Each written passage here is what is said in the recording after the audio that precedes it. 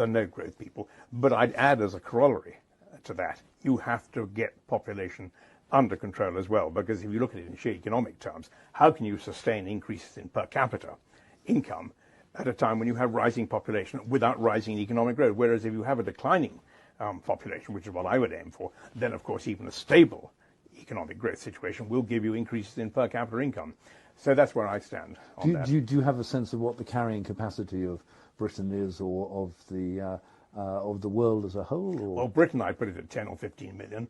I think that'd be absolutely fine. I mean, that would do us really splendidly. At a limit, 2025, I think it's complete nonsense that we are now confronted with an island, would you believe it, of 70 million people. I wrote a paper, I think it's the only paper the Conservative Party has ever published, and it was published as an old Queen Street paper in June 1972, oddly enough.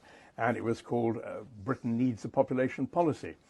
And you could still argue that today, I mean, right now? I certainly could. But what has happened, of course, is that we have all been, as it were, shunted off course by what you might call the rise of political correctness, because you can't talk about this now without saying you're anti-feminist, because you're telling women what to do with their bodies, or you're racist, because you're saying it's the browns and the blacks and the yellow races who mustn't have, or you're left-winger, because you're really trying to get at the capitalist society. So it's a very, very difficult one now. And I would say that at the very least, the governments of the world have to start talking, the government of this country has to start talking seriously about immigration.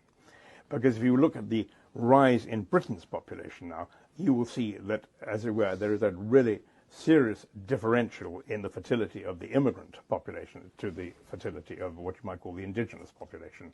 So anyway, but this is very political stuff, not one for Guardian readers.